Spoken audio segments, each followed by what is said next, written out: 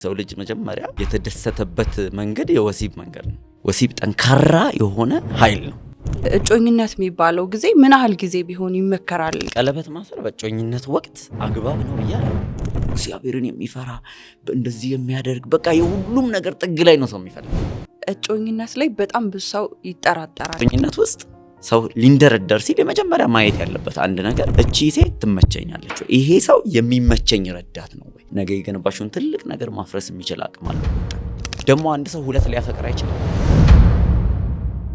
እንኳን ደህና መጣ ወደ መልሕቅ ፖድካስት። እንኳን ደህና ቆየሽኝ። ኢዮስያስ ማን ነው ከሚለው እንጀምር። ራስን አስተዋውቅልን። እሺ፣ እንግዲህ እኔ ኢዮስያስ እባላለሁ። የአንድ ሚስት ባል ነኝ። ልጆችም አሉኝ እና ጸሐፊ ነኝ። ከዛ ውጪ የስልጠና ስራዎችን እንሰራለን። ግን በዋናነት ደግሞ ወንጌል አገልጋይ ነኝ። መንፈሳዊ ዘርፍ ላይ ማገለግል ሰው ነኝ። ኦኬ። መጽሐፍቶች አሉኝ? አዎ። ምን መጽሐፍቶች ጽፈሃል? እስካሁን ወደ 9 የሚሆኑ መጽሐፍቶችን ጽፌያለሁ። ኦኬ። ሞር ግን የሚያተኩረው ወጣትነት ላይ፣ ለውጥ ላይ፣ ትጋት ላይ፣ ከጊዜ አጠቃቀም ጋር የተያያዙ እነዚህ ላይ የሚያተኩሩ መጽሐፎችን ጽፌያለሁ። ማለት ወጣት ነህ፣ ከዛ ደግሞ 9 መጽሐፍቶችን ጽፈሃል።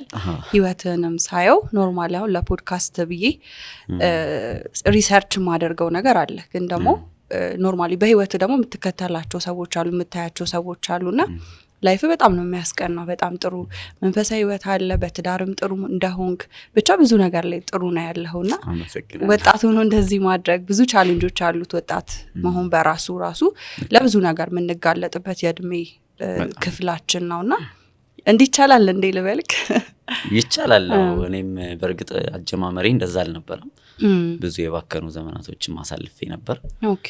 ግን ወደ ማስተዋል የመጣሁት መጽሐፍ ቅዱስ ማንበብ የጀመርኩ ጊዜ ላይ ነው።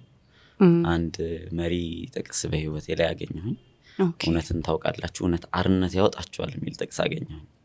ብዙ በራሴ ስራት ውስጥ ስለነበርኩኝ፣ በህይወት ድካም ውስጥ ስለነበርኩኝ ያቺን እንደ መልሕቅ ያስኩኝ። ግን ያው ቅዱስ ቃሉን ደግሞ በማጥናት ውስጥ መጽሐፉ ምን ይላል? ጥበብን አግኝ፣ ማስተዋልን አግኝ፣ እህቴ ነሽ በላት እቀፋት ይላል። ከብዙ ነገር አውጥታ ወደ ማስተዋል የመራኝ ጆርኒ ላይ መጽሐፍ ቅዱስ ነው የረዳኝ። በጣም ደስ ይላል። ዛሬ እንግዲህ የተገናኘ ነው ስለ እጮኝነት ለመነጋገር ነው። ብዙ ጊዜ እጮኝነት ብዙ የተምታታ አይነት ምስል ይዟል ዘንድሮ ወይም አሁን ባለንበት ጊዜ ላይ ብዙ አይነት ምስሎች አሉትና ከትርጉሙን ጀምርና እጮኝነት ትክክለኛ ትርጉሙ ምንድን ነው? እጮኝነት ልክ ነሽ በጣም አሁን በተለይ ያለው ጊዜ ላይ መስቀልቀል ነገር ይታያል። እጮኝነት የሚለውን ነገር ሰዎች በእውቀት ሳይሆን በመዋደድ የሚጀመርና ዝም ብሎ አብሮ የሚኬድ ትስስር አድርገውታል። ግን ከቃሉ ስንጀምር እጮኝነት ማለት እጩ ሆነ አይደል? እጩ ሆነ ለሆነ ነገር ተለየ ማለት ነው። እንዲሁም እርሊ ኤጅ ላይ እጮኝነት የሚታይበት መንገድ ልክ እንደ ግማሽ ትዳር ነው። በጣም ጠንካራ ነው። አንድ ሴት ታጨች ማለት ወይም አንድ ወንድ አጨ ማለት በቃ እነዚህ ሰዎች ከትዳር ውጭ አማራጭ የሌላቸው ግን የዝግጅት ጊዜ የሚያደርጉ ነው። እንዲሁም የሚገርምሽ ጥናት ሳደርግ ምን ማረጊያ ጊዜ ነው ይባላል። ወንዱ እቺን ያጫትን ሴት ቤት የሚሰራላት። ምክንያቱም መጽሐፍ ቅዱስም ሲናገር ምን ይላል? እናትና አባቷን ትተዋለች፣ ከባሏ ጋር ትጣበቃለች፣ እሱም እንደዛው ቤተሰቡን ይተዋል፣ ከሚስቱ ጋር ይጣበቃል የሚል አለ እና መለየት የሚለው ነገር ስላለ ወንዱ ለሴቷ ቤት የሚያዘጋጅበት፣ ሴቷም ደግሞ ራሷን ለሚስትነት የምታዘጋጅበት ጊዜ ነው እና ትራንዚሽን ፔሪድ ነው። ስቴጆች ውስጥ ያው ጋብቻ ጋር ከመድረስ በፊት ካሉት ውስጥ የመጨረሻው በቃ ትራንዚሽን ቀጥሎ ጋብቻ ሊሆን ሲል የሚደረግ እጩ የሆነ ሰው ማለት ነው። በዛ ነው መመለከተው። አሁን ላይ ግን ለምሳሌ ሰርጉ 1 ሳምንት ሲቀረው ወይ ቀለበት የማድረግ የተምታታ ነገር ነው ያለው። አሁን በሪሌሽንሺፕ 5 ዓመት 4 ዓመት ይቆዩና ልክ ሰርጋቸውን ኦሬዲ ሽማግሌ ከተላከ በኋላ ቀለበት የማድረግ ነገር ብዙ የተምታታ አይነት ነገር ውስጥ ነው ያለ ነውና እጮኝነት የሚባለው ጊዜ ምን ያህል ጊዜ ቢሆን ይመከራል? ላይክ ሳይረዝምም ሳያጥርም ትክክለኛ ታይሟ። አሁን እንደዚህ ብለን መወሰን አንችልም። ያው ቅድም እንዳልኩሽ ዝግጅት ነው፣ መዘጋጀት ነው። ያ ሰው ተዘጋጅቷል ወይ? ያቺ ሴት ተዘጋጅታል ወይ? እሱ ራሱን የቻለ መስፈርት አለው፣ እንነጋገርበታለን ብዬ አምናለሁ። ግን አንድ ሰው እጮኝነትን የሚጨርሰው ዝግጁ ሆነ የሚባልበት የሚታዩበት ሌቭሎች አሉ። ከዛ ግን ባለፈ እንዳልኩሽ እንደ ዝግጅቱ ነው መጠኑ የሚለያየው። ለምሳሌ ያ ሰው እንግዲህ በአንድ አመት ውስጥ በተለይ የዘንድሮ ቤት ለመስራት ድንጋዩ ሊከብድ ይችላል፣ አሸዋው ሊጠጥረን ይችላል። ስለዚህ ያ ዝግጅት ምን ያህል ነው? አይምሮአዊ ብስለት ይጠይቃል፣ በእውቀት መዘጋጀት ይጠይቃል፣ ባህሪ መጠናናት ይጠይቃል። እና የመጨረሻው ስቴጅ ስለሆነ እንዴት ነው ትዳር የሚባለው ትልቁ ግዙፉ ካምፓኒ ነው ብለን እናስብ። አንዴ ከጀመርሽው በቃ መውጣት የማይቻልበት ካምፓኒ ነው። ስለዚህ ወደዛ ከመግባትሽ በፊት ብዙ የምታጠኙ ነገር አለ፣ የምትዘጋጅበት ነገር አለ። እንደ ጥንታውያኖቹ ብዙ ጊዜ እንግዲህ በእጮኝነት ወራት ይለዋል መጽሐፍ ቅዱስ። ጌታችንን እናት ዮሴፍንና ማርያምን ስለ እጮኝነት ሲናገር በእጮኝነት ወራት ብሎ ነው የሚለው። ሞስት ፕሮባብሊ ወራቶች ቢሆኑ ይባላል። ደግሞ ችግርም ስላለው ብዙ በመቆየት ውስጥ ደግሞ እዛው መጽሐፍ ቅዱስ ላይ እንደነ ያዕቆብ አይነት ሰዎች አሉ 7 አመት አንዲን ሴት በትጋት በታማኝነት የመጠበቅና ያው እጮኝነት ውስጥ አንዱ ታማኝነት የሚፈተንበት ነው። ለዛ ሰው ያለሽ መሰጠትም ትክክለኛ ልብሽ የሚታይበት ስለሆነ እንደ ዝግጅቱ ግን መመክረው በተለይ በዚህ ዘመን ካለው ሁኔታ አንፃር ከአንድ አመት ባይበልጥ ባይ ነኝ። ምክንያቱም የራሱ የሆኑ ደግሞ ይዟቸው የሚመጡ ብዙ ችግሮች ስለሚናገሩ ማለት ነው። በእጮኝነት ወቅት ፈተና ይበዛል በጣም በደንብ። አንዱ መታመናቸው ብቻ ሳይሆን እርስ በርስ ያላቸው ኮሚኒኬሽን ወደ ሌላ ነገር ሊቀየር ይችላል። ጋብቻው ጋር ከመድረስ በፊት የሚደረግ ሌላ ነገር ውስጥ እንዳይገቡም የሚጠባበቁበት ጊዜ ስለሆነ አንድ አመት ጥሩ ነው፣ ሪዝናብል ነው። በብዙ ነገርም ቢዚ ስለሚሆኑ በጣም ህይወታቸውን ለማቅናት ትዳራቸውን የተሻለ ለማድረግ ብዙ ነገሮችን የሚሰሩበትም ጊዜ ሲሆን ሞሮፍ ወደ ሌላ ነገር የመወሰድ እድላቸውን የመቀነስ አቅም አለ በጣም ባጠረ ቁጥር ማለት ነው።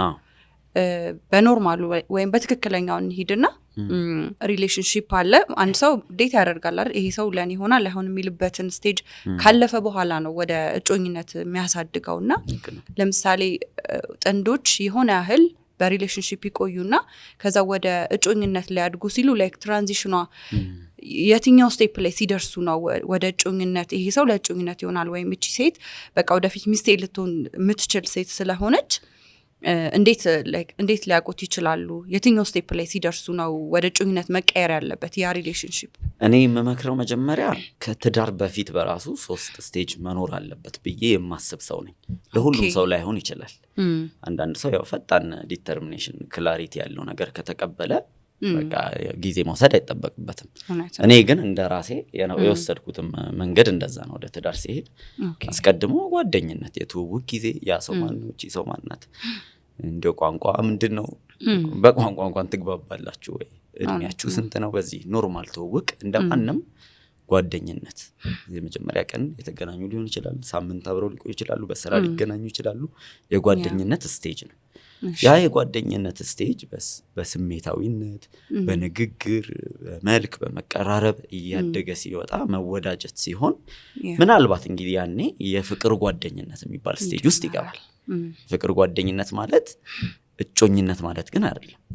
ግን እነዚህ ሰዎች ከሌላው ከተራው ሰዎች ይልቅ የበለጠ መቀራረብና መተሳሰር ውስጥ እየገቡ ያሉ ሰዎች ናቸው። እንግዲህ ይሄ የፍቅር ጓደኝነቱ ከጎለበተ ወደ እጮኝነት በቃ ሌላ ላይ ለዚህ ሰው ታጭቻለሁ ወደሚሉበት መንገድ ይሄዳሉ ብዬ አምናለሁ። ታዲያ በዚህ ውስጥ ስቴጆች ይታለፋል። ከጓደኝነት ወደ ፍቅር ጓደኝነት የሚሄድበትም ስቴጅ አለ። ከፍቅር ጓደኝነት ደግሞ ወደ እጮኝነትም የሚሄድ ስቴጅ አለ። ሁሉንም ባናብራራው ግን የጠየቅሽኝ ወደ እጮኝነት ከሚለው አንፃር ከሆነ የመጀመሪያ እነዚህ ሰዎች በእጮኝነት ከመሄዳቸው በፊት መስፈርት የሚባል ነገር አለ። ማየት ያለባቸው ምንድን ነው? ምክንያቱም እጮኝነት ውስጥ ተገባ ማለት በቃ የተንደረደሩ ነው። ከዛ በኋላ ሌላ ነገር አይጠበቅም። እኔ ይህንን መስፈርት መጽሐፍ ቅዱስ ላይ እንግዲህ መጀመሪያ የተጀመረ ነገር ነው ትዳር ማለት ከየትኛውም ተቋም በፊት ማለት ነው። አሁን ካሉ ትላልቅ ኤንጂኦዎች መስሪያ ቤቶች በላይ ለትዳር ክብር ተሰጥቶት እግዚአብሔር አስቀድሞ የመሰረተው ተቋም ነው። እና በጣም የሚገርምሽ ነገር መጽሐፍ ቅዱስ ላይ አዳም ብቻውን እንደሆነ አየ ይላል እግዚአብሔር። እና እዛችሁ ክፍል ላይ ዘፍጥረት ምዕራፍ 1 ላይ ያለ ዘፍጥረት ምዕራፍ 2 ላይ ያለ ታሪክ ነውና ወጭ ብለሽ ስታጠኚው ብቸኝነቱን ስላየ እግዚአብሔር አስቀድሞ የምድርን እንስሳን ያመጣለት እና እንግዲህ እነሱን ያልፋሉና አንበሳና አባጨጓሬ ሁሉም መጡ። ስም አወጣላቸው እንጂ ምቹ የሚሆን ረዳት አላገኘም ነው የሚለው መጽሐፍ ቅዱስ። ስለዚህ ለአዳም ተስማሚ ምቹ የሚሆን ረዳት ሰው ነው ያስፈልገው። ከዛ ከራሱ አጥንት ወሰደና ይላል ስፍራውን በስጋ ዘግቶ አዳም ላይ ከባድ እንቅልፍ ጥሎበት ካጠገቡ አስተኛት የሚል ሐሳብ ተጽፎልናል። ታዲያ አሁን አዳም ሲነቃ እጮኝነት ሊጀምር ነው። ሚስቱን ሊተዋወቅ ነው። በሁለት መስፈርት ነው አዳም እጮኛውን ያወቀው። የመጀመሪያው አያትና አወቃት ይላል። ይሄ መለኮታዊ መስፈርት ነው። ማስረዳት ስለማንችል በቃ አሉ እኮ እንደዚህ አይነት ሰዎች በዚህ ዘመን ትክክለኛ ባሌ እንደሆነ አውቄያለሁ ይላል። የምታብራሪው አይደለም፣ መንፈሳዊ እውቀት ነው፣ መገለጥ ነው። እግዚአብሔር ስለሆነ ደግሞ ይሄን ነገር የሚመሰርተው ከሰዎች ቅልጥፍና ባለፈ የመጀመሪያው መስፈርት መለኮታዊ መገለጥ ነው። በቃ ትክክለኛ ያ ሰው ያንቺ መሆኑን የምትለይበት የራስሽ መንገድ አለው።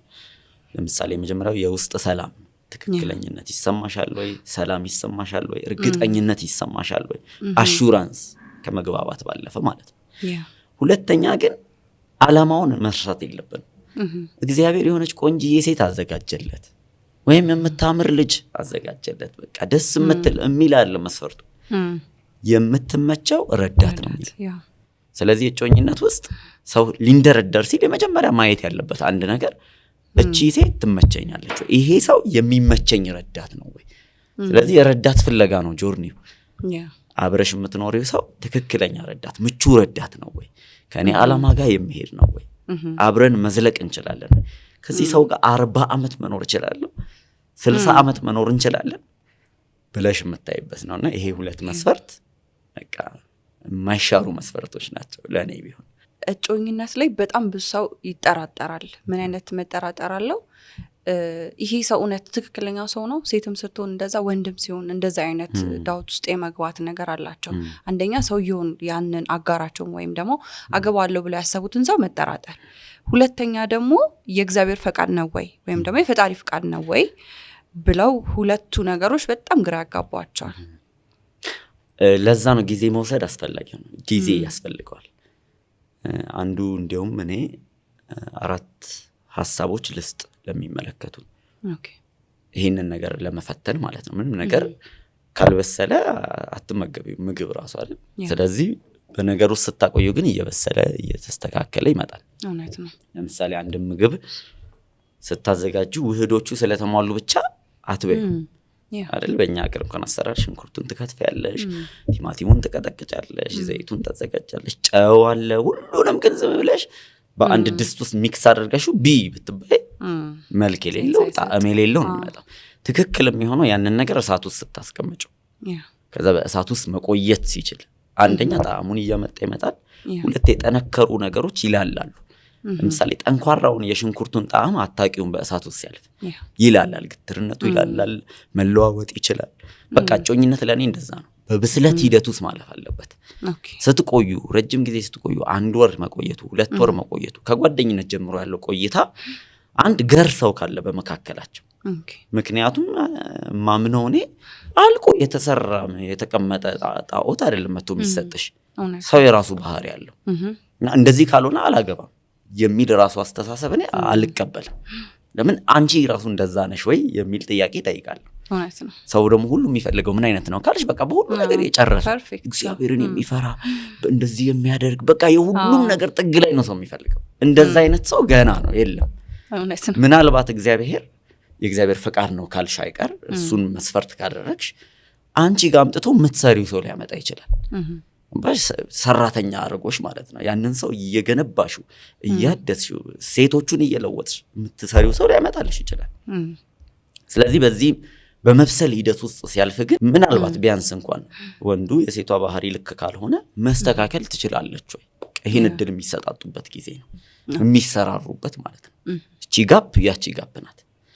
ስለዚህ የመጀመሪያው ማስወገድ ያለባቸው በእጮኝነት መካከል ችኮላ ነው።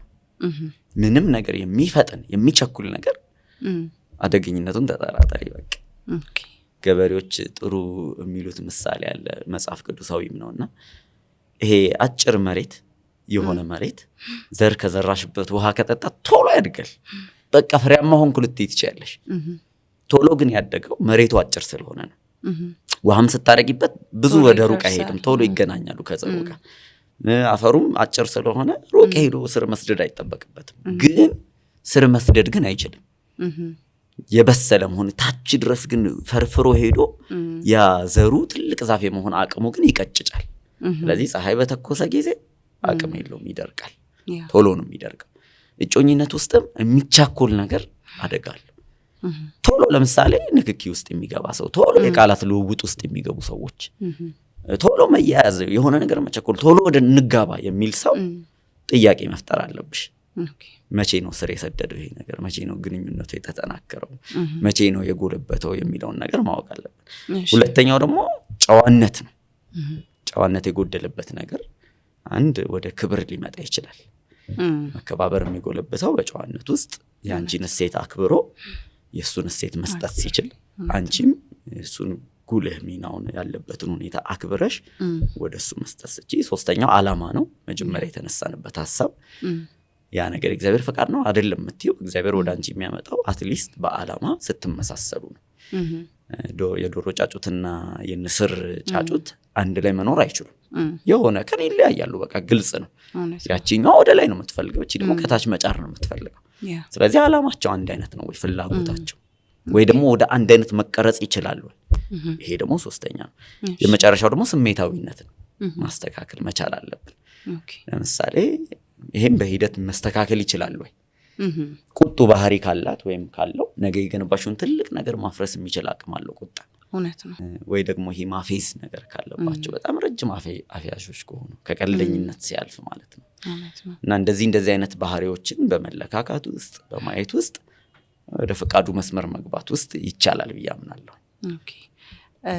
የእግዚአብሔር ፈቃድ ወይም የፈጣሪ ፈቃድ መሆኑንስ በምን ማወቅ ይችላሉ?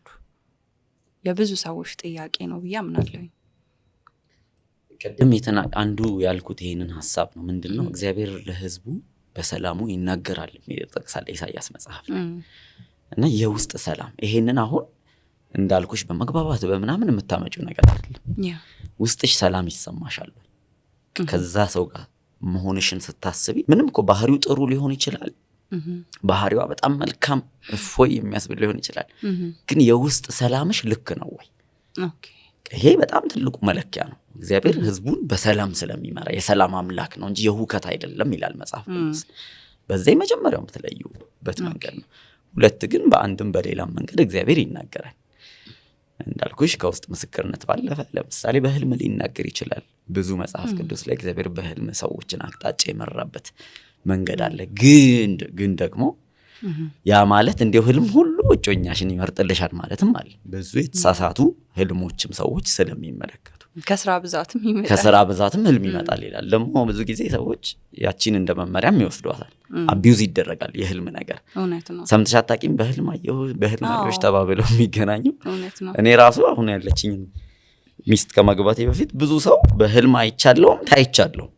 ያንን መስፈርት ብቻ ማድረግ አልችልም። ያንን ህልም ግን አምጥቼው እግዚአብሔር ነው ወይ ይሄ ነገር ከስራ ብዛት ነው ወይ ደግሞ ከምኞት ነው ወይ ከስጋዬ ፍላጎት ነው ወይ የሚለውን በቃሉ ውስጥ መመዘን መቻል አለብኝና እነዚህ እንደ መስፈርት ይታያል። ጮኝነት ላይ በጣም ብዙ ሰዎች ኦሬዲ ከሪሌሽንሺፕ ያለፈ ነገር ስለሆነ እርግጠኛ ነኝ ባንቺ ኦር ቀለበት ስላሰርን ወይም ደግሞ ብዙ አብረን የምንቀጥልባቸው ነገሮች የተመቻቹ ስለሆኑ ወይም ነገ ስለማገባሽ በሚል ወደ ጾታዊ ግንኙነት የመግባት ነገር በሰፊው ይታያልና እሱን ነገር እንዴት ታያዋለህ? በመጀመሪያ ይሄ ቀለበት ማሰር የሚለውን ኢንጌጅመንት የሚለውን ሐሳብ እናንሳው። እሺ፣ ቀለበት ማሰር በጮኝነት ወቅት አግባብ ነው ብዬ አላምንም። ገና ያልተሟላ ነገር ነው። ምክንያቱም ቀለበት ማህተብ ነው፣ ምልክት ነው፣ የሆነ ኪዳን ምልክት ነው ቀለበት። መጽሐፍ ቅዱስም ላይ ስታይ እግዚአብሔር በኪዳኖች ያምናል። ኪዳኑን ደግሞ የሚያጸናበት ምልክት ያስቀምጣል። ለምሳሌ በኖህ ወቅት ስትመለከቺ ቀስቴን በደመና ላይ አደርጋለሁ ምንድነው ሲባል የምህረት ምልክት ነው። ከዚህ በኋላ ህዝብን በእንደዚህ አይነት ነገር አላጠፋም የሚል ምልክት ነው ያሳየው። ብዙ ቦታ ላይ ግርዘት ምልክት ነው። የተለያዩ ምልክቶችን ያደርጋል። በዛው ልክ ቀለበትም ቢብሊካሊ ባክግራውንድ አለው። ቀጥታ በትዳር ላይ ባይነገርም ቀለበት ማድረግ በዛ ጊዜ ማንነትን መስጠት ነው። ለምሳሌ መጽሐፍ ቅዱስ ላይ ስታይ ፈርዖን የሚባለው ንጉስ ለዮሴፍ ቀለበቱን አደረገለት ይላል። ምን ማለት ነው? እኔነቱን ማንነቱን ነው የሰጠው። እኔን ሆነ ወክለህ ሁሉ ነገር ታስተዳድራለህ እያለው ነው። ስለዚህ ያ ቀለበት ያለው ሰው ቀለበት ያው በእርግጥ ማህተብም ያለበት ቀለበታቸው ላይ ነው፣ ልክ እንደ መፈረሚያ ነው። በዛች ማህተም ጠቅሰው ነው እነሱ መናገራቸውን የሚያሳዩት እና ማህተብ ነው።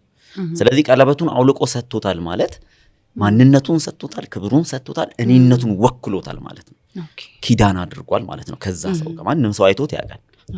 አዲስ ኪዳን ላይም ስትመጪ ስለጠፋው ልጅ ምሳሌ ሉቃስ ወንጌል ምዕራፍ 15 ላይ ይናገርና ጠፍቶ የነበረው ልጅ የአባቱን ገንዘብ አባክኖ በትኖት መጣ ይላል። ልክ ግን ወደ ቤቱ ሲመለስ አባትየው ልብስ መደረቢያ፣ ለእግሩ ጫማ፣ ከዛ ለጣቱ ቀለበት ሰጠው ይላል። እያንዳንዱ ኪዳናዊ ነገሮች ናቸው። ቀለበት ያለው ልጅ የአባቱን ንብረት የማስተዳደር መፍት ያለው ልጅ ነው። ስለዚህ መልሶ የልጅነት ስልጣኑን የተመለሰው ያ ልጅ የሚታሰበው። አሁንም ትዳር ውስጥ ስንገባ ቀለበት ካየሽ ስነ ስርዓቱ ሲደረግ ሴቷ ለወንዱ ታደርጋለች፣ ወንዱ ለሴቷ ያደርጋል እያሉ ያሉት የኔን ማንነት፣ የኔን ውክልና፣ የኔን ህይወት፣ የኔን ሁሉ ነገሬን ላንተ ሰጥቻለሁ። እሱም ደግሞ እንደዛ እያደረገ ነው። ስለዚህ ቀለበት ማድረግ ማለት የመጨረሻው የትዳር የጋብቻ ኪዳን ነው መሆን ያለበት። እጮኝነት ውስጥ ያ ነገር አይቻልም፣ ምክንያቱም ገና ስላልተወሰነ። ከዛ ውጪ ደግሞ ጋብቻና እጮኝነት ደግሞ ይለያያል። እሱንም በኋላ ላይ እናወራበታለን። ኪዳን የሚባል ነገር ስላለ ማለት ነው። የቃል ኪዳን የሚባል አለ። ያንን ነው ማህተም የሚያደርገው ቀለበት። ከዛ ውጪ ደግሞ በስጋዊ የሚደረግ ማህተም አለ። አንድ የመሆን ስነ ስርዓት አለ። ስለዚህ መጀመሪያው ማላምንበት ቀለበት የሚባለው ነገር እጮኝነት ውስጥ አይደረግም። ቀለበት አስር ያለው ማለት እቺ ቀለበት ክብ አይደለች። ትርጓሜው ምንድነው? በቃ ኢንድ የለውም ማለት ነው። ላይፍ ታይም ከዚህ በኋላ ወደ ግራም ወደ ቀኝም ኢንድ የሌለው ትስስር ውስጥ ነን እያሉ ነው። ፊት ለፊት ነው የሚደረገው፣ ሁሌ ኪዳናቸውን እንዲያስቡ ነው። ስለዚህ በወርቅ ነው የሚሰራው፣ የከበረ ኪዳን መሆኑን ነው የሚያሳየው፣ ወይ በከበሩ ነገሮች ነው የሚሰራው። ስለዚህ እጮኛሞች ይህን ማድረግ መፍትሄ የላቸው። ስለዚህ ከሱ ጀመርን ማለት ነው፣ እሱን አፈረስን። ከዛ ውጪ ግን እንዳልሽው ያንን ደግሞ ተገና አድርጎ ወደ ወሲባዊ ግንኙነት ውስጥ የመግባት ነገር አለ። ይሄ በጣም ሰፊ ነገር ነው። ወሲብ ጠንካራ የሆነ ኃይል ነው። እግዚአብሔር ራሱ ዲዛይን ያደረገው ነገር ስለሆነ ማለት ነው። እንዲሁም የሰው ልጅ መጀመሪያ የተደሰተበት መንገድ የወሲብ መንገድ ነው። ማንም ሳይኖር በፊት ሁለት ጥንዶች ወሲብ አድርገው ነው ትስስር የፈጠሩት። በወሲብ ውስጥ 3 ወሳኝ ነገሮች ይደረጋሉ። የመጀመሪያው አንድ የመሆን ስነ ስርዓት ነው። ቅድም እንደነገርኩሽ ሰው እናትና አባቱን ይለያል፣ ከሚስቱ ጋር ይጣበቃል፣ ሁለቱ አንድ ስጋ ይሆናሉ። እነዚህ 3 ትስስሮች መለኮታዊ ናቸው። መለየት፣ መጣበቅ እና አንድ መሆን።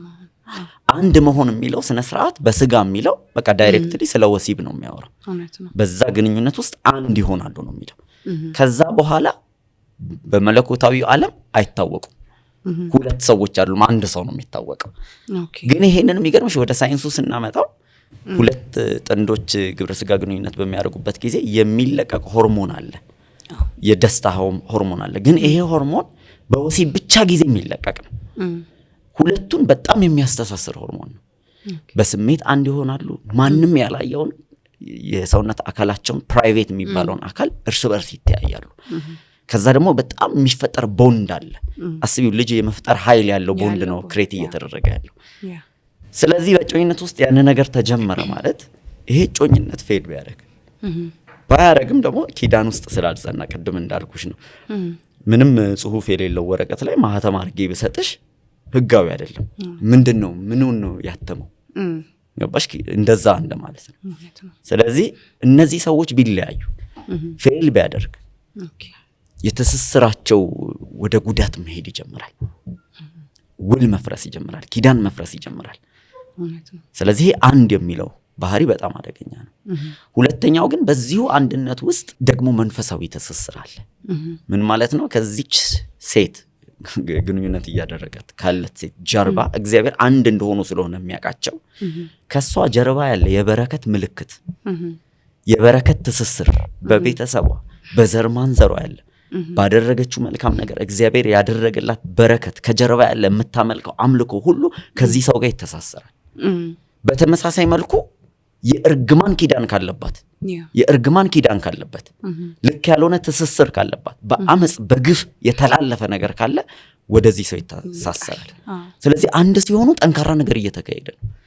ዝም ብሎ እንደቀልዳለ እንዲሁም መጽሐፍ ቅዱስ ላይ እናንተ ይሄ ስጋችሁ የክርስቶስ የእግዚአብሔር የመንፈስ ቅዱስ ማደሪያ ቤተ መቅደስ ነው የሚለው። ይህንን ቤተ መቅደስ ከጋለሞታ ጋር እንዴት ታደርጉታላችሁ? ኪዳን ስላለ ነው። የጌታ የሆነ ሰው ከክርስቶስ ጋር ኪዳን የገባ ሰው የክርስቶስ ነው ያ አካል።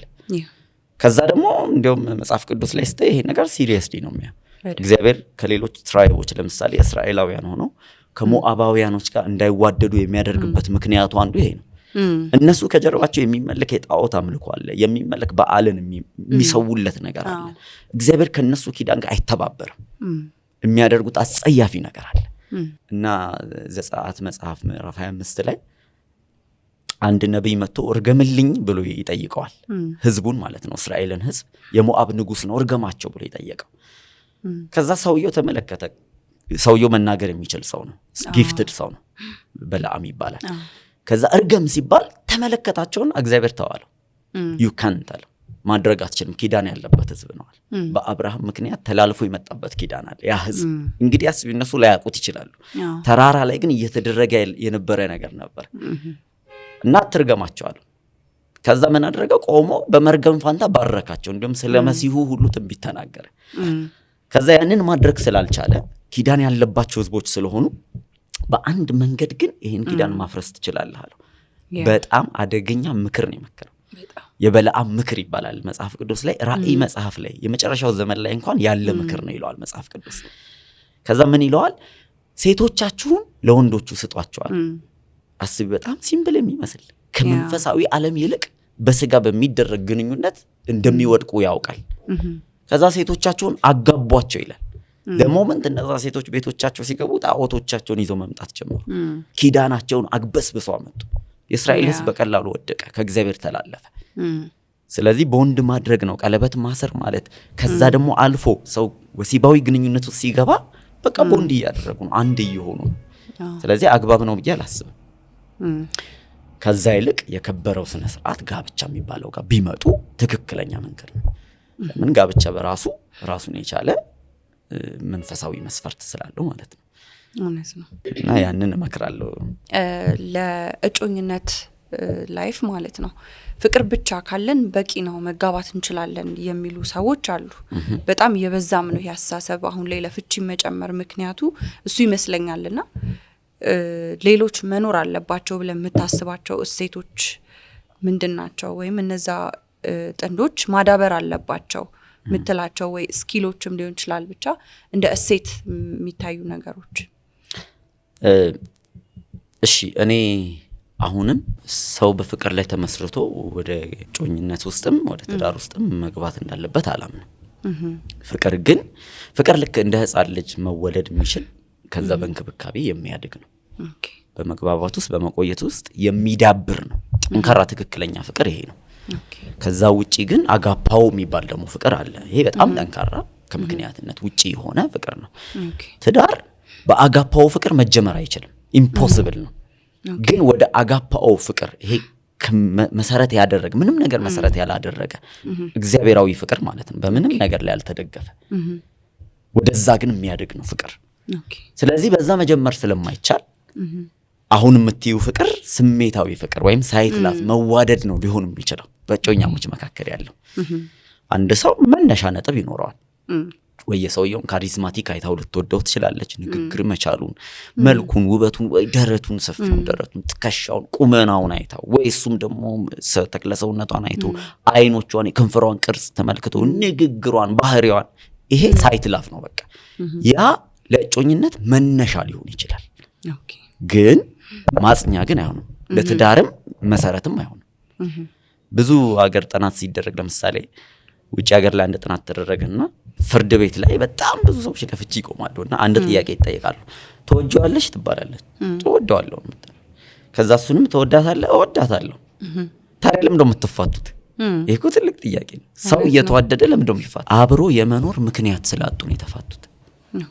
ስለዚህ ለፍቅር መሰረት መሆን ያለበት የመጀመሪያው ዓላማ ነው። ከዛ ያ ዓላማ ትስስርን ይፈጥራል። ያ ዓላማ ወደ ፍቅር ውሳኔ ውስጥ ይከታቸዋል።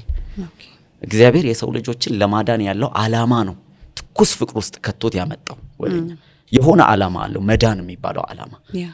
ስለዚህ ፍቅር ውስጥም አብሮ የሚኖሩበት ምክንያታቸው ምንድነው? የሆነ አላማ ካለ ፍቅር ሊቀዘቅዝም ይችላል። የሰዋዊ ፍቅር ደግሞ አንድ ሰው ሁለት ሊያፈቅር አይችልም። ልጠይቅሽ፣ ሰው ሁለት ሊያፈቅር አይችልም? ሁለት የተለያዩ አንድ ወንድ ሁለት የተለያዩ ሴቶች እኔ ይችላል ብዬ አላስብም። ኢምፖሲብል ነው። ያ ማለት ፍቅሩ ይለያያል። አሁን ለምሳሌ ፍቅረኛውን የሚወድበት ፍቅር ሌላ ነው፣ ሌሎች ጓደኞቹ የሚወድበት ፍቅር ሌላ ነው ብዬ ነው እስቲ ለምሳሌ ፍቅር ላንቺ ምንድነው? ፍቅረኛውን ወይ አጋሩን የሚወድበት ፍቅር ምንድነው? ሞሮፍ ወደ ኮሚትመንት ላይ አደላለሁኝ ከሚታየው ስሜት አንጻር ሳይሆን ግን በደንብ በቃ ላይ ከዚህ ሰው ጋራ በጥሩ ጊዜውም በመጥፎ ጊዜውም አብሬ ለመሆን የምችልበት አቅም ነው ብዬ አስባለሁ። ስለዚህ ፍቅር ሊጠፋስ ይችላልሽ? ይሄ ላይክ ኢሞሽናል የሆነው ነገር እኮ ሊጠፋ ይችላል። ሁሉ ጊዜ በጣም በቃ ላይክ ሮማንቲክ የሆነ ጊዜ እኮ አናሳልፍም። ፊልም ላይ እንዳለው ልትጋጭ ትችላለህ። የሆነ ነገር ቢዚ ሊያደርግ ይችላል። ስራ ቢዚ ሊያደርግ ይችላል። ላይፍ ስትራግሉ ምናምን ቢዚ ሊያደርግ ይችላል። ሁሉ ጊዜ በቃ ልክ ስታይ ወይኔ እኔ ፍቅር ምናምን ላትልኮ ትችላለህ። ሶ ያ ማለት ይጣፍቷል ማለት አይደለም። ሰምሃው ግን የሆነ ሰዓት ደግሞ አለ በቃ ልክ ገና ስታየው እንደ በፊቱ የምደነግጥበት አለ በቃ ላይ ከፍ ዝቅ እያለ የሚቀጥል ነገር ነው። ስለዚህ አንቺ አሁን ሞር ወደዚህ አጋፓው ወደ ተባለው ፍቅር ጋር ተጠቃሽ ከሁኔታ ውጪ ማለት ነው። ቃልም ሲገባ እንደዛ አይደል? በማጣትም በማግኘትም እንደዚህ በመሆንም ባለመሆንም አይደል? እውነት ነው። ስለዚህ ምክንያት የሌለው ፍቅር ውስጥ ገቡ ማለት ምክንያት አያጠፋውም ነው ሐሳቡ። እንደዛ መሆን ይችላል። እጮኛነት ውስጥ ያሉ ጊዜ ያንንስ ለማድረግ ጊዜ ያላቸው ይከብዳል። እዛ ጋር ሲጀምር ምኑን አይተህ ብዙ ነገራቸው እኮ አልተያየም ማለት ብዙ ሰው ማስክ አለው ብዬ አስባለሁ። ሰምሃው ፐርፌክት ሆነን መታየት እንፈልጋለን። ስንሄድ ራሱ ቆንጆ ሆነን ብዙ ነገራችንን ከቨር አድርገን ቤት ግን ስንሆን በቃ ላይ ቤት እንደምንሆነው ራሳችንን ሆነን ነው። በብዛትም ደግሞ የሚያገናኝ ነገር በበዛ ቁጥር ብዙ የማስመሰል እድል አይኖርህም። ራስህን ሆነ ነው የምትኖረውና ማለት። ስለዚህ ግዴታ ጊዜ ይፈልጋል። በአመታት ውስጥ ሲፈተን ነው አጋፓው የሚመጣው። ስለዚህ መጀመር የሚችለው ግዴታ በአላማ አብረው መኖር የሚችሉበትና በውሳኔ ነው። ወስነው ካልሆነ በቃ አጋፓው ፍቅር ላይ መድረስ አይችልም። ከዛ ግን በሂደት አሁን ያልሽው ፍቅር ይጎለብታል። ቅድም እንዳልኩሽ ይወለዳል፣ እያደገ እየጠነከረ ይመጣል።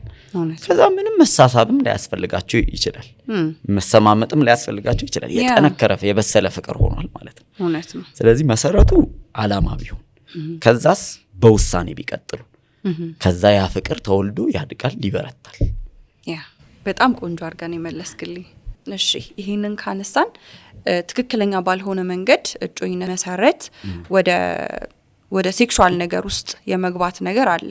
ታዲያ አሁን ትክክለኛ ድርሻቸው ምንድነው? አሁን ያቺም ሴቷም ወንዱም ላይክ እጮኝነት ላይ ያሉ ትክክለኛ ድርሻቸው ምን መሆን አለበት? ምን ላይ ይስሩ? አሁን እጮኝነት ቀደም ባልሽው መሰረት ሴክሹዋል ነገሩ ጋር በቃ መግባት የሌለባቸው ምክንያት አይተናል ከመንፈሳዊ አንፃር። ከስጋዊውም አንፃር ደግሞ ስትሄጂ ሴክሹዋል ነገር የጀመረ እጮኝነት ብዙ ጊዜ ወደ ትዳር አይገሰግስም። ለምን መሰለሽ? ጉጉት ያጣል። ሰው ለምንድን ነው የሚጋባው?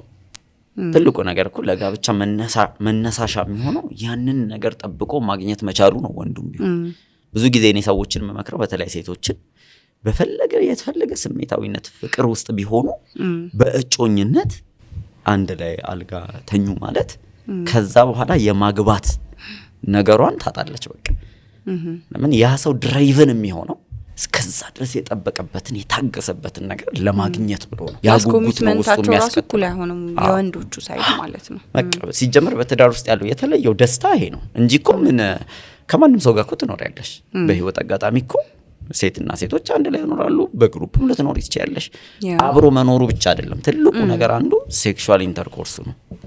ትዳር የሚያስብለው ያንን ቀድመው ካገኙት ለምን ብለው ይገባሉ። ስለዚህ ጉጉት ማጣት። ሁለተኛ ደግሞ የንጽጽር አባዜ ውስጥ ይገባሉ። ሌላው አደገኛው ነገር ይሄ ነው። ምን ማለት ነው? ዛሬ ያንን ክብር ካላስጠበቁ እሱም ያንን ክብር ካላስጠበቀ ከብዙ ሴቶች ጋር የመተኛት እድሉ መስፋት ይጀምራል። በቃ ኢን ሚስቴክ ኢን ዋንስ ያንን የተጠበቀውን ለትዳር ብሎ የጠበቁትን ነገር ሰጡት ማለት ከዛ በኋላ ተጨማሪ ግብረ ስጋ ግንኙነቶችን ከሌሎች ሰዎች ጋር የማድረግ በሩ ይከፈታል። ያ ደግሞ ተከፈተ ማለት ዛሬ ከአንድ ሰው ጋር ያደረገ ነገ ከሌላ ሰው ጋር በህይወት አጋጣሚ ደግሞ ተጋጭተው ከሌላው ጋር ሲተኛ ወደ ምን ውስጥ ይመጣል? ትዳር ውስጥ ሲገባ እንግዲህ ይሄ ሰውዬ ከ3 ከ4 ከ5 ከ6 አይነት በላይ ነገሮችን እንዴት ልበልሽ አሁን ብዙ ቴስት የቀመሰ ወጥ የቀመሰ ሰው የሆነ የተበላሸ ወጥ ያውቃል ወይ ይደብረዋል ወይ ይሰለቸዋል ይሄን ነው እንደመበላው ሊል ይችላል ሴክሹዋል ኢንተርኮርስ እንደዛ ነው ለአንድ ሰው ነው የተፈቀደው ያ ነገር እና ለአንድ ሰው የተፈቀደውን ነገር በየቦታው መብላት የለመደ ሰው በጣም ይከብደዋል አንድ ሰው ጋር ብዙ ዘመን መቆየት አይችልም እንትን ምንድነው እርካታውንም ስለሚያጡት ለዛ ነው ላይክ በጾታዊ ግንኙነት አልተስማማንም ብለው ወደ ፍቺ ራሱ የሚደርሱት ወደ ፍቺ ይሄዳሉ በቃ ለዛ ነው ሌላ ጣዕም ስለሚያውቁ እነዚህን ሰዎች በቃ ማጣመር አትችልም መተማመንም ያጡ ነው የሚሄዱት በተለይ መተማመን ላይ ደግሞ በጣም ትልቅ ኢሹ የመፍጠር አቅም አለው ስለዚህ ብዬ ማስበው ግብረስጋ ግንኙነቱ ኢሹ አይደለም የሚነካ ነገር አይደለም ግን በእጮኝነት ውስጥ እንዴት ይቆዩ መጀመሪያ ራሳቸውን በእውቀት ያሳድጉ ያምናሉ በእውቀት ማሳደግ ጥሩ ነው እንደ አሁን ቅድም ይሄን ፕሮግራም ከመጀመራችን በፊት ካንቺ ጋር እያወራን እንደነበረው ብዙ ሰው በዚህ ሰዓት የትዳርን መሰረታዊ ነገር ምን እንደሆነ ሳያውቅ ነው ወደ ትዳር ውስጥ የሚገባው እንዳልኩሽ ረጅም ዘመን የምትኖሪበትን አንድን ተቋም ለመመስረት እንዴት ምንም እውቀት ሳይኖርሽ ትገባለሽ በጣም አስተዋይነት ይጠይቃል እውነት ነው ስለዚህ በዚህ ነገር የሚያግዙን ለብዙ ነገር ትምህርት እንወስዳለን ትንሽ እንኳን ድርጅት ለመጀመር ስልጣና ምናምን ብለን እኮ እንወስዳለን ትዳር ደግሞ የህይወት ዘመናችን ትልቁ ጉዳይ ነው እውነት ነው ስለዚህ በእጮኝነት ዘመን ውስጥ በፍቅር ጓደኝነት ዘመን ጀምሮ በጸሎት መዘጋጀት መንፈሳዊ ዕውቀታችንን እንድናዳብር በእግዚአብሔር ቃል መዘጋጀት ከዛ ደግሞ እንደገና ትዳር ራሱ ምንድነው የሚለውን መዘጋጀት መቻል አለብን ብዙ ኮንፍሊክት ስላለው ማለት ነው እውነት ነው ቅድመ ጋብቻ ትምህርቶችን መውሰድ ስልጣናዎችን መውሰድ የኛም ድርጅት የሚሰራው እዚህ ላይ ነውና ብዙ ኮሚትድ ሆኖ የሚመጣ ሰው አለ አብዛኛው ደግሞ ኮሚትድ ሳይመጣ ወይም ደግሞ ሳያቅ ይቀርና መጨረሻ ላይ ብዙ ነገሩት ከተበላሸ በኋላ ብዙ ልጆች ከወለደ በኋላ ብዙ በትዳር ከቆየ በኋላ አማክሩኝ ችግር ውስጥ ወድቅ ያለው ብሎ በጣም እንዴት ነው አቅምን የሚጨርስ ነገር ይዞ ይመጣል ስለዚህ ታሞ ከመማከቅ አስቀድሞ መጠንቀቅ ጥሩ ነው ብዬ አምናለሁ ስለዚህ አሁን በመንግስትም ግዴታ ሆኗልና የቅድመ ጋብቻ ትምህርት ያልወሰደ ሰው ሰርቲፋይድ ያልሆነ ሰው ማግባት እንዳይችል አይነት ህግ ወጥቷልና ያ በጣም እኛም ስንታገል የኖርንበት ነገር ነውና በጣም መንግስታችንም ችግሩን አይቶ በደንብ እየገባበት ስለሆነ ብዙ ለውጥ እናያለን ብዬ አስባለሁ አትሊስት ካላወቅከው ነገር ያወቅከው ነገር ኢምፕሊመንት ለማድረግ የተሻለ ነው ለተጠያቂነትም የተሻለ ነው ብዬ አምናለሁ ከዛ ውጪ ግን እንደ ተጨማሪ ከተጽኖ ውጪ ቢሆን ያ እጮኝነት ጥሩ ነው ያስባል ከተጽኖ ውጪ ማለት ውጫዊ ግፊት ውስጣዊም ግፊት ሊሆን ይችላል ያንን ትዳር ሰዎች አንዳንዴም የሚመሰርቱበት ምክንያት ይኖራቸዋል ለምሳሌ በተለይ ሴቶች ላይ ፋክት ስለሆነ ነው ቆመሽ ቀረሽ የሚለው አመለካከት አጠገቡ ያለውን ሰው በቃ በግድ እንድታገባ ትክክልም ባይሆን ማለት ነው ጊዜውም ባይሆን አንዳንድ ነገር ትክክል ይሆንና ጊዜው ግን ላይሆን ይችላል አንዳንድ ነገር ደግሞ ትክክል አይደለም ግን ደግሞ ጊዜው ላይ አልፈ ነው በሚል ደግሞ የሚያገባ ሰው አለ ስለዚህ ቆመሽ ቀረሽ የሚለውን ምላሽ ለመስጠት ሲሉ ወደ ጋብቻ ሊያመሩ ይችላሉ ከዚህ መፍትሄው ቁጭ ማለት ነው ቆማ እንዳትቀር ቁጭ ብላ ማሰላሰል ለምንድን ነው ማገባው ይሄንን በእውነት በውጫዊ ግፊት ነኝ የፋሚሊ ግፊት ሊኖር ይችላል ለምሳሌ በቃ ያው ጥሩ ስታተስ ላይ ያለ ሰው ነው ይሄ ሰው እንዳያመልጥሽ የሚባል ነገር ሊመጣ ይችላል ሴቷም ብትሆን ጥሩ ውበት መልክ የሆነ ነገር ስላላት የሚገባ ይሄ ውጫዊ ግፊት በቃ ትክክለኛ ከዓላማ ውጪ በውጫዊ ግፊት ጮኝነት ውስጥ ያለውን ቆይታቸውን በግድ ወደዛ ነገር ጠምዝዘው እንዳይከቱትም እፈራለሁ እውነት ነው ይሄም ነገር ቢጠናበት በያስባለሁ ስለዚህ በትክክለኛው ሪዝን ነው ወደ ትዳር መግባት ያለበት ትክክለኛው ሪዝን በትክክለኛው ሰዓት ነው ሰው ትዳር ውስጥ መግባት ያለበት እውነት ነው አዩሲ ያንተን ኤክስፒሪየንስ ልጠይቅህ እሺ ያንተ የጮኝነት ጊዜ ምን ይመስል ነበር እኔ አሁን ከገባኋት ባለቤቴ ጋር ኦልሞስት 2 አመት በጮኝነት አሳልፈናል ከዛ በፊት ግን 1 አመት ደግሞ በጓደኝነት አሳልፈናል ስለዚህ ሶስቱን ሲዝን ብለን ብናየው አንዱን አመት ጓደኝነት አንደኛውን አመት የፍቅር ጓደኝነት ከዛ አንዱን አመት እጮኝነት ማለት እንችላለን በዛ ህይወት ነው ያሳለፍነው 1 አመት ኦልሞስት 1 አመት ብዙ ወጣቶችን ታማክራለህ ብዬ አምናለሁኝና እንዴት ነው ማለት ብዙ የምታያቸው ነገሮች አሉ ኢቭን ሳታገባ በፊትም እንደዚህ አይነት ኤክስፖዠሮች ነበሩ ብዙ አይነት ምክሮችን የመስጠት ማለት ነውና እንዲህ አይነት ላይፍ ላይ ሆነ ስታገባ ላንተ ምን ይጠቅመሃል? ያ ነገር ማለት በምን መንገድ አገዘ? ብዙ ሰዎችን አማክረ ማወቅህ ማለት ነው። በማማከር ውስጥ መርህ ትሰበስቢያለሽ እና ደግሞ የብዙ ሰዎችን የትዳር ህይወት ላይፋቸውን ስታይ እንዲህ ምንድነው ክፍተቱ ያለሽ ያስደነግጣል። እንደን ሰው እንዲያው እንደ መንፈሳዊ ሰውም ስለሆንኩኝ ሞር መንፈሳዊ ምክር የሚፈልጉ ሰዎች በተለይ ውስጥ ያለውን ነገራቸውን ይነግሩሻል እና ብዙዎች ጸጸት፣ ቁጭት ድምጽ ያላቸው ሰዎች ናቸው አሁን በዚህ ሰዓት በትዳር ውስጥ ያሉ ሰዎች። ኔጌቲቭ ተጽዕኖ ይፈጥራል በእርግጥ እውነት ነው።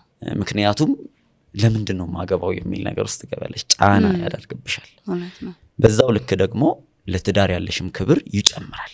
ምክንያቱም እነዚህን ሰዎች ለመምከር ለማዘጋጀት የሚቀጥለው ዘመናቸው እንዲሄዱ ለማድረግ ስትይ የምታደርጊው ዲጊንግ አለ፣ የምታጠኙ ጥናት አለ፣ መንፈሳዊ መርሁንም ትረጃዋለሽ አንቺ ራስሽ ውስጥሽ እየበሰለ እያደገ ይመጣል እውነት ነው። ከዛ ግን ትልቁ ነገር አጋርሽ ይወስነዋል። የትዳር አጋርሽ ማን ነው? እጮኛሽ ማን ነው? እና እኔ በጣም ትልቁ በህይወቴ ላይ በዚሁ ላመሰግናትም ወድ ለትዳር ያለኝን ቦታ እንዳከብር ወደዚህ ነገር ፈልጌው እንደገባ ያደረገችኝ አሁን ያለችው ባለቤቴ ነች። በእጮኝነት ሲዝን ላይ በቃ ትክክለኛ አሁን ዛሬ ያወራሁልሽን መርሆች በሙሉ የተገበረች ናት። በቃ ስትመጣ እንደምፈልጋት አልነበረችም፣ ግን ደግሞ እንደምፈልጋት ሰሚት ማድረግ ትችላለች። በቃ ትልቁ ይሄ ነው ውበቱ በቃ እውነት ነው። ምክንያቱም አብረሽ ስትኖሪ ሁሉም ነገር ተጣጥሞ አልቋል ማለት ሳይሆን እየተጣጣመ መሄድ ይችላል ወይ መብሰል ይችላል ወይ። ቅድም እንዳልኩሽ ድንጋይ ለምሳሌ ወጥ ስትከችው በፍጹም ገር አይሆንልሽም። በቃ አይ ድንጋይ ከድንጋዮች ጋር ነው መቀመጥ ያለበት። ነገር ግን ገር መሆን መላላት ጣዕሙን ማቀላቀል የሚችሉ ግን ይከተታሉ፣ ጣዕም ይሰጣሉ የበለጠ እና ወደዛ መስመር እንዲሄድ የበለጠ ያገዘችኝ እሷ ነች። በእጮኝነት ላይ ማለት ነው ወደ ጾታዊ ግንኙነት ውስጥ ሳትገቡ እንዴት መቋቋም ቻላችሁ? ይሄ የብዙ ሰዎች ጥያቄ ነው ብዬ አምናለሁ። ትልቁ ነገር ከሷ የተማርኩት እሷም አንዳንድ ሴቶችን በዚህ ሁኔታ በመታሰለጥንበት ትልቅ ቃል ኪዳን ስታስገባ ይቻታለሁ። በጣም እንዲያውም የገረመኝ እንደዛ ነው። ሴቶቹን አስተማረቻቸውና በጾታዊ ግንኙነት ዙሪያ ተነሱ አለቻቸው። በጣም ከባድ ነው። ቃል ኪዳን ሲሪየስ ኬዝ ነው። ብድግ ብለው ተነሱ፣ እጃችሁን አንሱ፣ ከጋብቻ በፊት የግብረ ስጋ ግንኙነት ላለማድረግ ቃል እገባለሁ ብላ ቃል አስገባቻቸው። እና መርህ በጣም ወሳኝ ነገር እንደሆነ ገባኝ። እና እሷ ጋም ያለው መርህ እኔ ጋም ያለው መርህ ሁለቱ ጋር ጥንቃቄ ስለሚፈጥር ያስተካክላል። ከዛ ውጪ ለኪዳን ያለን አስተሳሰብ ነው ብዬም አስባለሁ። ያ ማለት ግን ሰዎች በህይወት ስተት ውስጥ አይገቡም ማለት አይደለም። ሰዎች ሊሳሳቱ ይችላሉ። በቃ ለምሳሌ በወሲባዊ ንጽህና ጉድለት ውስጥ ሊወድቁ ይችላሉ። ትልቁ ነገር ግን በልባቸው ላይ ያንን ታማኝነት መልሰው በንስሐ ተመልሰው መጠበቅ ከቻሉ አሁንም ኪዳናቸውን ማስቀጠል ይችላሉ፣ ሰው ስለሚስት ማለት ነው። እውነት ነው። ከዛ ውጪ ግን ጋብቻ እንደ አንድ ክርስቲያን በመጽሐፍ ቅዱሳዊ ፕሪንሲፕል የሚመራ ሰው ትልቅ እሴቱ አንዱ መንፈሳዊ ትምህርትም ስለምናገኝበት በዛም ጠቅሞናል። መንፈሳዊ ትምህርት ተመረን በቤተ ክርስቲያን የተጋባ ነው። ይሄ እሴት በጣም አስፈላጊ ነው፣ ለሰዎች መመክረው ነገር ነው። እና ጋብቻን እንደ ክርስቶስና እንደ ቤተ ክርስቲያን ነው መጽሐፍ ቅዱስ የሚገልጸው። እውነት ነው። ይህን ያህል ግዝፈት ተሰጥቶታል። ሐዋርያው ጳውሎስ በኤፌሶን መጽሐፍ ምዕራፍ 5 ላይ በግልጽ ያብራራዋል ማንበብ ለሚፈልጉ ሰዎች። እና ክርስቶስ ቤተክርስቲያንን አጭቷት ነው የሄደው የሚል ሐሳብ ነው ሐሳቡ። ከዛስ ተመልሶ ሲመጣ ሙሽራው ነው የሚመጣው። ቤተክርስቲያንም ተቆንጅታ ተውባለት ሙሽራ ሆና ተጠብቀውና ይዟት ይሄዳል። ከዛስ የበጉ ሰርግ ይካሄዳል ይላል። ይሄ የምንጠብቀው ትልቁ ተስፋ ነው እንደ ቤተክርስቲያን። ግን ይሄንን እውነት ስለ ቤተክርስቲያን እላለሁ ብሎ ነው መጨረሻ ላይ የገለጸልን። ራእይ መጽሐፍ ላይ ደግሞ ይበልጥ ያብራራዋል። ስለዚህ ለጋብቻ ያለን ጉጉት እየጨመረ መጣ፣ አስፈላጊነቱ እየጨመረ መጣ። እውነት ነው። ስለዚህ ቀደም ያልሽውን ወሲባዊ ንጽህና መጠባበቅ ቻለን። በጮኝነት ጊዜ ውስጥ መስራት ያለብንን ሁሉ በጊዜው ውስጥ መስራት ቻለን። አላማችንም አንድ የሆነበት ሲዝን ያኔ ነው። በቃ ይሄ ነው ያሰባው። እንደጠየቅኩ ታውቃለህ፣ በጣም ብዙ ሰዎች አሁን ላይ አይቻልም ወደሚል ድምዳሜ ደርሰዋል። በጣም ብዙ የሚያጋጥሙኝ ሰዎች አሉ፣ ብዙ ሰዎችን ስለማገኝ ነውና በፍጹም አይቻልም። ሴትና ወንድ ሪሌሽንሺፕ ውስጥም ሆነው እጮኝነትም ውስጥ ሆነው በቃ ማንኛውም አይነት ግንኙነት ውስጥ ቢሆኑ በቃ ሴክሹዋሊ ስለሚሳሳቡ ግዴታ ጾታዊ ግንኙነት ያደርጋሉ የሚል አይነትና እንደዚህ አይነት ጀነሬሽኖች የሉም ብሎ የሚከራከሩኝ ሰዎች ስላሉ እንዴት ነው አለን እንድትል ፈልጌ አለ በደንብ አለ።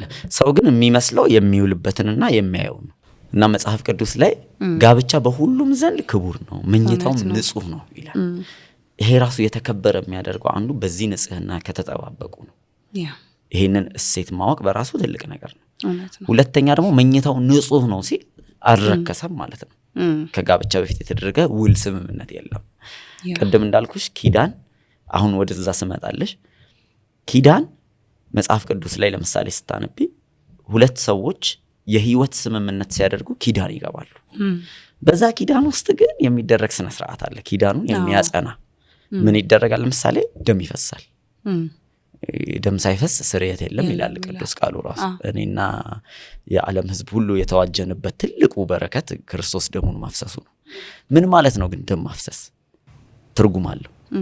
ህይወቴን እሰጣለሁ፣ አንድ ይሄን ኪዳን ካፈረስኩኝ ልሙት እያለ ነው ያ ሰው ኪዳን ሲገባ። በጥንታውያን ጀምሮ ያለ ነው ይሄ። ለምሳሌ አብርሃምና ጠላቶቹ ከዚህ በኋላ እንዳትመጣ እንዳልመጣበት ሲሉ እዛው ጋር ይታረዳል፣ ይበሉታል። ደግሞ የሚገርምሽ እሱም ትምህርት አለ። ደም ሳይፈስ ስርየት የለም ስለሚባል ደም ይፈሳል፣ እዛ ጋር ምስክር ይሆናል። በተፈጥሯዊ ወንድና የሴት የመጀመሪያ ግንኙነት ወቅት እንደዛ አይነት ስርዓት እግዚአብሔር ራሱ ዲዛይን አድርጓል። ወንድና ሴት ለመጀመሪያ ጊዜ ግንኙነት ሲያደርጉ ደም ይፈሳል፣ ኪዳን እየተደረገ ነው። በመካከላቸው የመጀመሪያው ቦንድ ተመሰረተ ማለት ነው። ከዛ ግን ሁለተኛ ምስክር የሚባል ነገር አለ። አሁን የጋብቻ ስነ ስርዓት እንዴት እንደመጣ ልነግርሽ ነው። ምስክሮች ደግሞ ማለት ያ ነገር ሲደረግ አይተናል፣ ሁለቱ ሲያወሩ አይተናል፣ ሲያደርጉ አይተናል። ስለዚህ ይመሰክራል። አንቺ መዋሸታት አንድ ማህበረሰባዊ ጥበቃ ይደረግልሻል። እቺ ሴት ባለቤት አላት፣ ይሄ ወንድ ሚስት አለችው። ማህበረሰባዊ ጥበቃ ነው፣ ጤንነት አለው። ያውቃሉ ትዳር ውስጥ የገባሽ ሰው እንደሆነሽ፣ ኪዳን ያደረግሽ እንደሆነሽ፣ ተበላሸ ነገር እንደሌለ። እውነት ነው። ስለዚህ መጀመሪያው እንደሚፈስ፣ ሁለተኛ ማህበረሰባዊ ጥበቃ ይደረጋል፣ ምስክሮች አሉ። ሰርግ ስነ ስርዓት የሚያስፈልገው እዚህ ጋር ነው ማለት ነው። ወደዛ ምን ጥያቄ ልመጣልህ ነበርና መጥመጪ ከሆነ በቃ እሺ አሁን አልንካውና ከዛ ግን ባለፈ ደግሞ ብሌሲንግ አለ። ከናንተ ከነዚህ ሰዎች የበለጠ በእውቀትም በመንፈሳዊ ነገርም በእድሜም የበለጠ ሰው ያንን እንትን አክኖሌጅ ማድረግ አለበት። ብሌሲንግ ምንለው ማለት ነው፣ መባረክ አለበት። እነዚህ ሶስቱ ወሳኝ ነገሮች ናቸው። በዚሁ ተንደርድረን ወደ ሰርግ እንሂድና ብዙ ጩኛሞች የሚጣሉበት በጣም ጥሩ ሄደው ብዙ ነገር ብዙ ኳሊቲ ኖሯቸው ማይስማሙባት ፖይንት ናት። በጣም ብዙ አይነት ግርግሮችና ጻቦች የቤተሰብ ይብን ጣልቃ ገብነት የሚገባበት ነገር ነውና ሰርግ ሲታቀድ ከዛ ደግሞ ትዳሩም ደግሞ አለ። ብዙ የሚያስፈልጉ ነገሮች አሉ ለትዳሩ ለራሱ ፕላስ ደግሞ ለፕሮግራሙ ደግሞ አለና እንዴት ጤናማ በሆነ መንገድ እሱ ማቀድ ይቻላል? እንዳልሽው ትልቁ ኬስ በተለይ የኛ ጄኔሬሽን አሁን ሰርግንና ትዳርን አለየን። ሰርግ ስነ ስርዓት ነው፣ የአንድ ቀን ፕሮግራም ነው። ትዳር ደግሞ የህይወት ዘመን ጉዞ ነው። ስለዚህ ሁለቱ መሳፋት አይችልም። በቃ በሰርግ በኩል ገባን እንጂ ትዳሩ ነው ዋናው ትልቁ ነገር። እና እንዳልሽው ብዙዎቹ በተለይ ፋይናንሻሊ ዝግጅት ባለማድረግ ሰርግን የመሸሽ ነገር አለ። ደግሞ አሁን የምናያቸው ሲዝናል የሆኑ ሰርጎችን ስታይ እንዲው ሽምግልናው ራሱ ምን አለ የኔ ሰርግ በሆነ የሚያስበል ሽምግልና ላይ ከባድ ኬስ ነው። በቃ ሰው ለማግባት ሞቲቬትድ አይሆንም። ግን እኔ አላምንበትም፣ ልክ አይደለም። የሰርግን መሰረታዊ ፕሪንሲፕል ማወቅ ነው መጀመሪያ ሰው የሚያስፈልገው። ቅድም ወዳልኩሽ ነጥብ ስንመጣ ለምንድን ነው ሰርግ ያስፈልገው? አንዳንዶቹ ደግሞ ዘመረ ቀለበት አድርገን እንግባ ደግሞ የሚሉ አሉ፣ ነገሩን የሚያወርዱት ማለት ነው። እንደዛም ደግሞ ልክ አይደለም። ሰርግ አስፈላጊ ነገር ነው። ቅድም ወዳልኩሽ ስነ ስርዓት ስንመጣ ኪዳን የመጀመሪያ በቡራኬ ነው የሚጸናው። ያንን ነገር የሚያጸና ከነሱ በላይ የሆነ አካል ያስፈልጋል። እዚህ ጋር ለዛ ነው ቤተክርስቲያን የምታስፈልገው። ቤተክርስቲያን እግዚአብሔርን የምትወክል ናት። ቤተክርስቲያን መለኮትን ዲቫይንን የምትወክል ናት። የበላይ የሆነውን አካል የምትወክል ናት። በቤተክርስቲያን ሽማግሌ አባቶች ሊሆን ይችላል፣ መሪዎች። ያ ስነ ስርዓት መባረክ አለበት። ስለዚህ ሰርግ አስፈላጊ ሊሆን ነው ማለት ነው። በሰዎች ፊት ያ ስነ ስርዓት የመጀመሪያውን ሰርግ ቆሞ የባረከው እግዚአብሔር ነው። አዳምና ሔዋንን ራሱ እጅ ለእጅ አያይዟቸውን የባረካቸው። ስለዚህ የመጀመሪያው ቤተክርስቲያናዊ ስነ ስርዓት አስፈላጊ ነው። ሁለተኛው ቅድም እንዳልኩሽ ምስክሮች ያስፈልጋሉ። ምስክሮች አይተናል ሰምተናል ብቻ ሳይሆን በልተናል የሚሉ ያንን አምናለሁ እኔ። ምናልባት 1000 ሰው ሰብስበሽ መደገስ የለብሽም። ሲጀመር ገና ሊቋቋም ያለ ትዳርና ቤት ይዘሽ የሰርግ ጋጋታ ማድረግ በራሱ ሞኝነት ነው ብዬ ካለው ሰው ችግር የለውም። ምንም ነገር ላይ የሚያወጣበት አላማ ከሌለው በሰርግ ላይ ይጨርሰው፣ ምንም ችግር የለውም።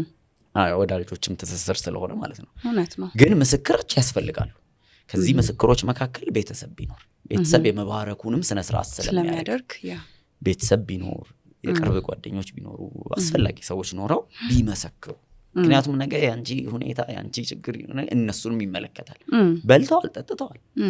እንዲያው መጽሐፍ ቅዱስ ላይ መብላት ማለት አብሮ መብላት በመጽሐፍ ቅዱስ ሲሪየስ ኪዳን መተሳሰር ነው። ኢየሱስ ትዝ ካለሽ እንዲያው መዝሙረ ዳዊት ምዕራፍ 55 ላይ ሐሳቡን ዳዊት ያነሳዋል። እንጀራዬን የበላ አብሮኝ የጠጣ ተረከዙን በእኔ ላይ አነሳብኝ ይላል። ከባድ የሚሆነው አብረው በልተው በአንድ ጠረጴዛ። ኢየሱስም ይሄን ስርዓት ነው አይደል ቅዱስ ቁርባን ብሎ ያስቀረልን። አብሯቸው መብላት ስጋው መቆረሱ ደሙ መፍሰሱን የሚያሳይ ስርዓት ነው እና አብሮ መብላት ጠንካራ ፋሚሊ ቤተሰባዊ ይፈጥራል። ስለዚህ የበሉ የጠጡ ሰዎች እያዩ ስለሆነ ያ እንትን የተከበረ ይሆናል። ያ ጋብቻ የተከበረ ይሆናል። ሶስተኛው ደግሞ ፌስታ ነው። ደስታና ድግስ ማለት ነው ፌስታ ማለት። ያው ይሄንንም ቢብሊካሊ ኢየሱስ አክብሮት ሲገኝ ያየንበት የቃና ዘገሊላው ሰርግ ትዝታ ነው። ምንድነው ፌስታ? ሰርግ ሀዘን አይደለም። ቴንኪዩ የምትይበት እግዚአብሔርን የምታመሰግኝበት ፍላጎቱን ያስፈጸምሽበት ቀን ነው። እግዚአብሔር ይፈልጋል። እንዲያው በዚህ አጋጣሚ ለትዳር ያለኝን አመለካከት የቀየረችኝ አንድ ሴት አለችና እኔ በጣም ሳናንቅ ትዳርን ሰማችኝ። ሊባላ ገባ ይሻላል ምናምን በቃ ይሄ ብዙ ወጣት ወንዶች ማለት ነው። አንተ አለችኝ ጠራችኝ። እግዚአብሔር መልካም ነው ያለውን ነገር ነው የምታናነቀው አለችኝ። ሾክድ ነው የሆንኩት። እግዚአብሔር መልካም ነው ያለውን ነገር እንዴት እንዲትላለህ አለች። ጌታዬ አንተ መልካም ነው ያልከውን ነገር እኔ እንዴት እንዲናገራለሁ አልኩ። ስለዚህ ደስታ ፌሽታ ሊኖር ይገባል። ሰው በሰርጉ ቀን ደስ ይለው ሊዝናና ፌሽታ ሊያደርግ ያ ማለት ተነስቶ ጨፍሮ ጥንብዝ ይበል ማለት ሳይሆን በቃ ደስታ ምልክት ነው። የመጨረሻው ደግሞ መለየት ኮንሴክሬት ባለባበስ ለምሳሌ የሰርግ ልብስ የሚባለው የመጣው ደግሞ ለዛ ነው። ከዚህ ከቀለበቱ ኪዳን ምናምን ቀደም ስላወራሁት የሰርግ ልብስ ግዴታ ሙሽራ ልብስ የሚባለው ብቻ ያው ሙሽራ ልብሷን ዝርግፍ ጌጧን ትረሳለች ይላል መጽሐፍ ቅዱስም በእንሄደዛ ግን የተለዩ ከነዛ መካከል ሁሉ የደስታዎቹ ባለቤት ኮንሰክሬት የሆኑት የተለዩት እነሱ ናቸው የሚለውን አለባበስ ይለብሳሉ።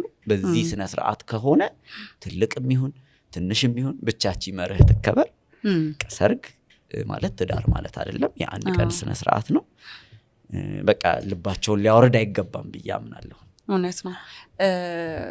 ስለ ትዳሩ እናንሳ። ስለ ሰርጉ አሁን ውድድር እስከሌለበት ድረስ አቅማቸውን እስካማከለ ድረስ ምንም ችግር የለውም። ብቻ ያልካቸውን ፕሪንሲፕሎች ያሟላ እንጂ ብለን መፍትሄ ሰጥተናል።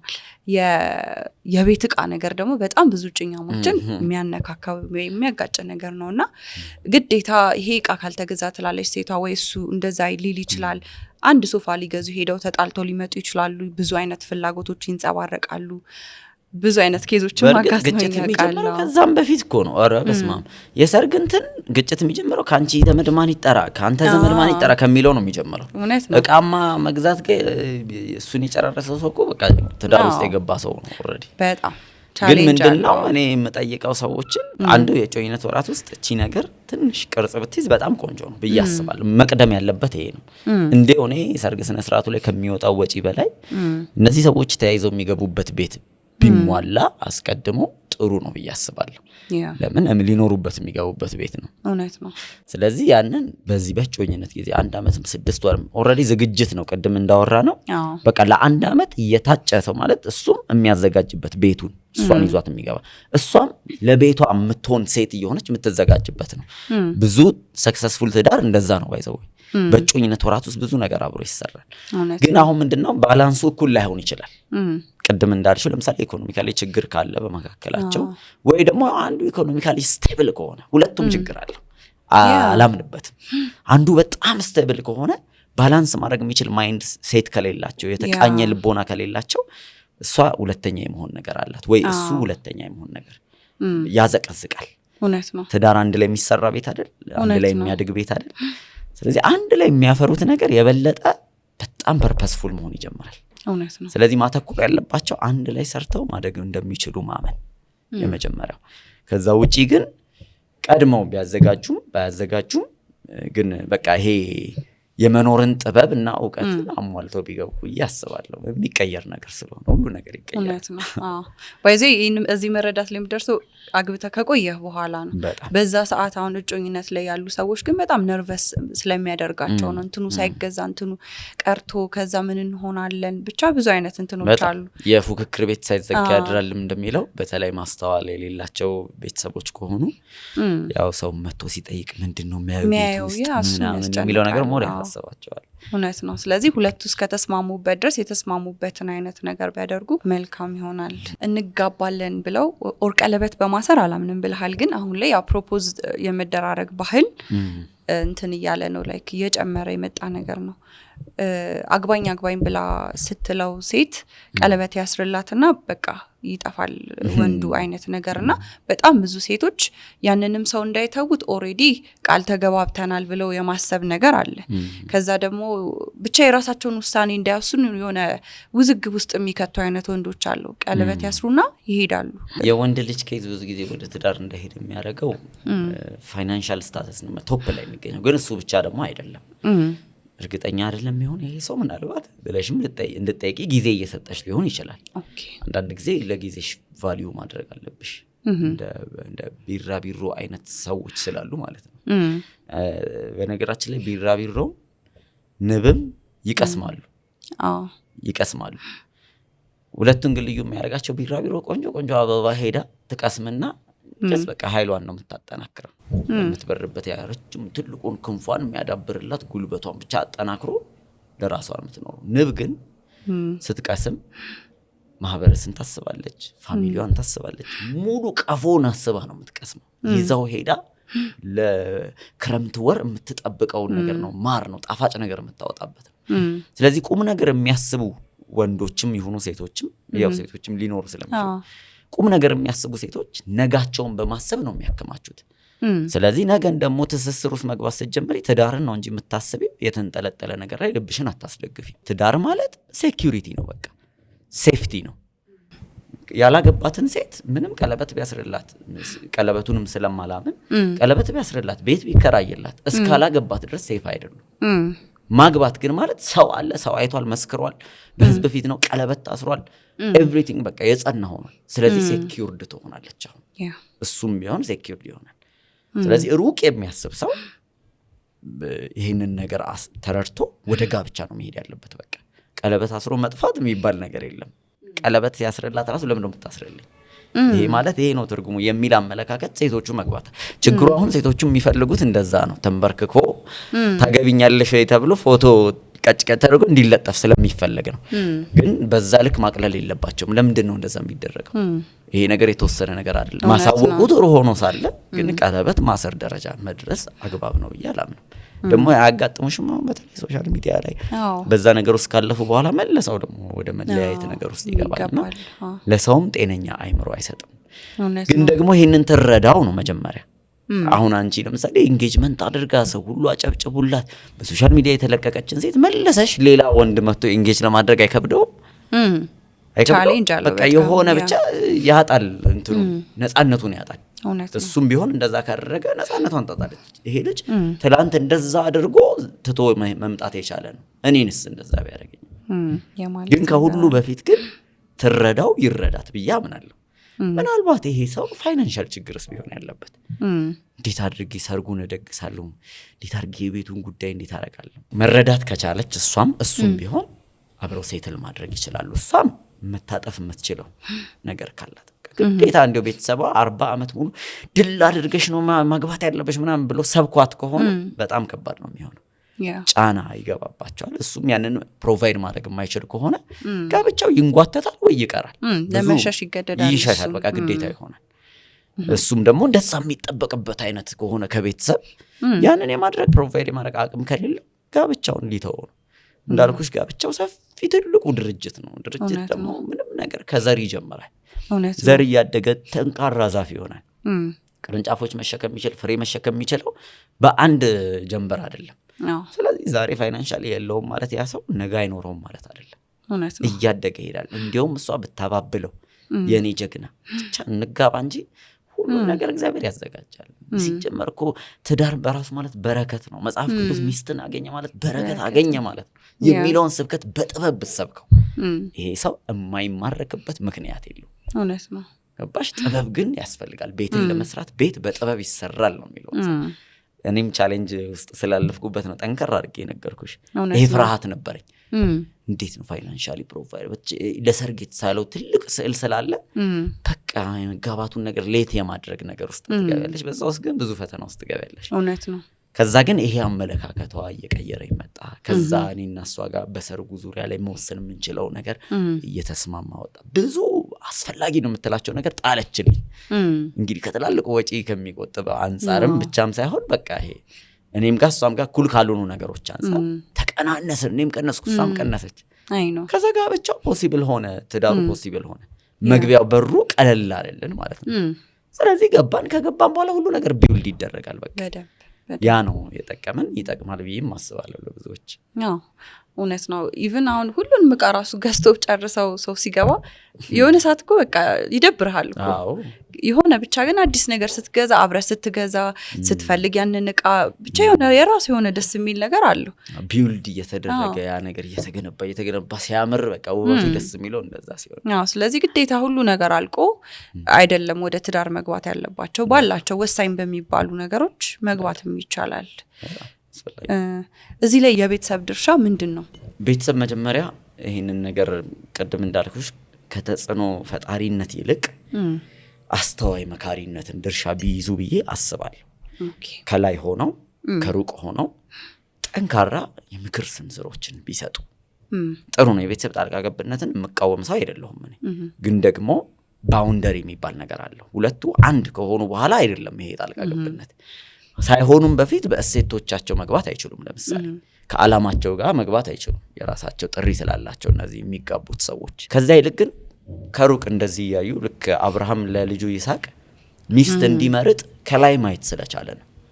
ሄድና ከዛ ከዘመዶች ከዛ ከቤት ከአባት ቤት መረጣለሁ። ለምን ሲባል በዙሪያው ያሉትን ህዝቦች ያውቃል። ብዙ አመት ኪዳናቸውን ያውቃል፣ ርኩሰታቸውን ያውቃል፣ ክፋታቸውን ያውቃል።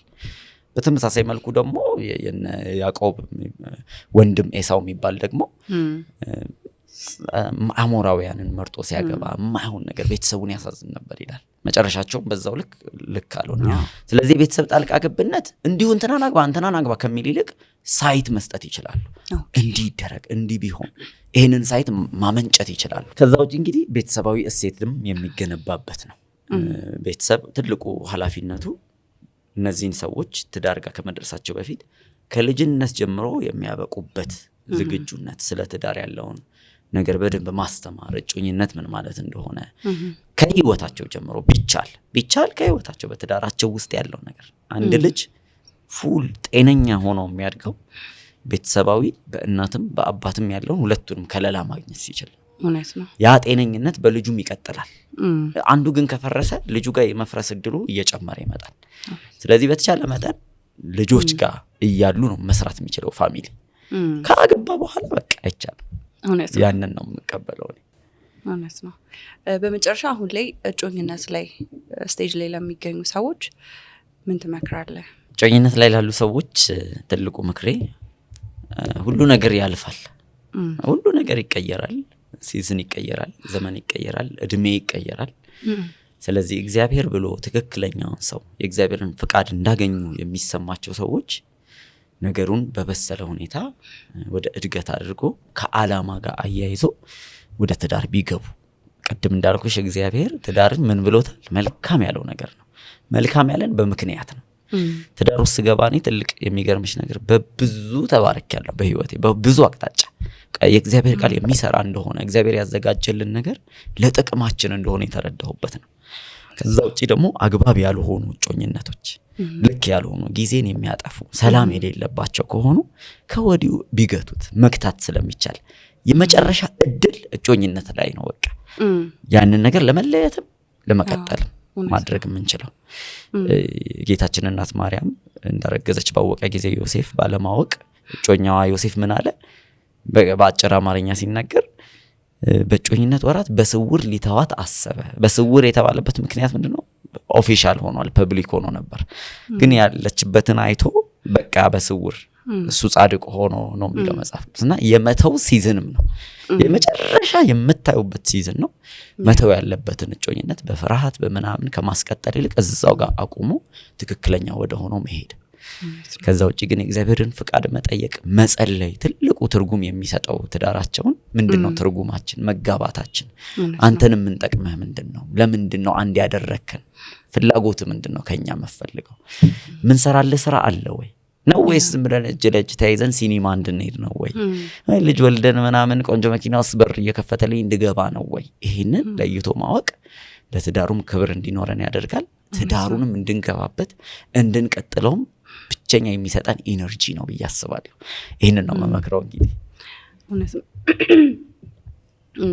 በጣም አመሰግናለሁ። በደንብ ዘርዘር አድርገህ አስረድተህናል። ይሄንን የሚያይ ሰው ደግሞ በደንብ የቱ ጋር እንዳለ ራሱን ይመዝንበታል ብዬ አስባለሁ። ኢዮስያስ በቀን ውስጥ ከምታረጋቸው ነገሮች ውስጥ ሳታረግ መዋል ማችለው ነገር የመጀመሪያ ቡና መጠጣት ነው። አሁንም ከቀረጻ በፊት ጠጥተሃል? አዎ ከቀረጻ ያው ቡና እንግዲህ ኢትዮጵያዊነታችንን የሚወክልም ማለት ለስጋዊ ንቃት ቡና እጠጣለሁ። ግን ደግሞ ትልቁ ሁለት መርሆች አሉኝ። የመጀመሪያው በተሻለኝ አቅም እግዚአብሔርን ቃል ማንበብ ወይ ደግሞ አሁን ላይ ያለኝ እሴት ነው። ወይ ደግሞ በመስማት ከቃሉ ውጪ መኖር ይከብደኛል። ለምን መጽሐፍ ቅዱስ ሲናገር ምን ይላል? የሰው ልጅ በእንጀራ ብቻ አይኖርም ይላል። ብዙ ሰው ግን በእንጀራ እየኖረ ነው ማለት ነው። በእንጀራ ብቻ እየኖረ ነው እና አንዱ ፐርፐዙ የእግዚአብሔርን ቃል ደግሞ ለነፍሳችን በየቀኑ መመገብ ብንችል እላለሁ። በጣም የጥበብ ሁሉ ጥልቅ የሳይንስ ጥልቀት ያለበት ኢኮኖሚክስ ያለበት ፋይናንስ ያለበት ሁሉ ነገር ያለበት ቅዱስ ቃል የተሟላ ፉል ፓኬጅ የሆነ ስለዚህ ወይ በማዳመጥ ወይ በመስማት ወይ ደግሞ በማንበብ ለማሳለፍ በተቻለኝ መጠን እሞክራለሁ። ሶስተኛው ደግሞ መጸለይ ነው። እንግዲህ ጸሎት አስፈላጊ ነገር ነው። ከእግዚአብሔር ጋር ህብረት የምናደርግበት ነው። እግዚአብሔር እድሉን ጊዜውን በሰጠኝ አቅም ወይ ማለዳ ወይ ምሽት ላይ ጊዜ ወስጄ ከጌታ ጋር ማሳለፍበት ህብረት ጊዜ አለኝ። ሰው ከመከራ ሊሆን ይችላል ወይም ደግሞ ካነበብከው ህይወት ውስጥ የቀረ ወይ ህይወቴን ቀይሮታል በመታስበው ምክር ሼር አድርገን። ቅድም ያልኩሽ ነው ያነበብኩት ትልቁ የህይወቴ እሴት እውነትን ታውቃላችሁ እውነት አርነት ያወጣችኋል የሚለው እሴት ነው። በቃ ይሄ በጣም ትልቁ በህይወቴ ላይ ይዤው አነግቤው የሚሄደው ምክር ነው። በዚህ ምክር ዙሪያ አንድ ነገር ልበል ከሌላ ነገር ከመጨመር። እሺ ክፍሉ ያለው ዮሐንስ ወንጌል ምዕራፍ 8 ቁጥር 32 ላይ ነው። ንግግሩን ደግሞ የተናገረው ጌታችንና መድኃኒታችን ኢየሱስ ክርስቶስ ነው። እንደዚህ ያለ መጽሐፍ ቅዱስ ቀጥታ ሲናገር ኢየሱስም ያመኑትን አይሁዶች እውነትን ታውቃላችሁ እውነት አርነት ያወጣችኋል ይላቸዋል። በጣም ተች ያደረገኝ እዚህ ጋር ነው። አንድ ያመኑትን ነው የሚለው አማኞች ናቸው በእርሱ አምነዋል። ከዛ እውነትን ታውቃላችሁ እውነት አርነት ያወጣቸዋል ሲላቸው ግን እነዚህ አማኞች ናቸው እንጂ ነፃ የወጡ እንዳልሆኑ እየገለጠላቸው ነው። ከዛ ተቆጡ፣ ተበሳጩ። እኛ ለማንም አልተገዛንም የአብርሃም ልጅ ነን አሉ። ፉከራቸው ነው የየትኛውም አይሁዳዊ። ግን እኮ በሮም ግዛት ስር ነው ያለው በባርነት ውስጥ ሆኖ ግን እኛ ለማንም አልተገዛንም የሚሉት እሱ አይደለም ማለት ኃጢአትን የሚያደርግ የኃጢአት ባሪያ ነው አለ። በጣም ይገርመኝ ህይወቴን እንደ መልህቅ ያስኩት ይሄ ነው። መልህቅ አይደል ሚዲያችሁ ለኔ መልህቅ ይሄ ነው። በቃ ይሁን ለካ እኔ በብዙ ኃጢአት ውስጥ ምኖር ሰው ነኝ በየቀኑ። ለምንድነው ነፃ ያልወጣሁት ሲል ኢየሱስ የተናገረው ንግግር ጋር ተመለስኩኝ። ከኃጢአት ባርነት ነፃ ሰው ለመውጣት መጣጣር፣ መልፋት፣ መውጣት፣ መውረድ፣ መጎርበጥ፣ መደፋት አይደለም ያለበት። አንድ ሚስጥር ተናገረ። እውነትን ታውቃላችሁ ከዛ እውነት ነው አርነት የሚያወጣችሁ ነው ያላችሁ። ስለዚህ ራሳችንን አለማርነት የምናወጣው የምናውቀው እውነት አርነት ያወጣናል። ከዛ ጊዜ ጀምሮ ነው ባይብል የማንበብ ጆርኒን የጀመርኩት እውነትን ፍለጋ ማለት ነው። ከብዙ ነገር አርነት አውጥቶኛል። ይሄ ነው ማረሳው ንባቤ።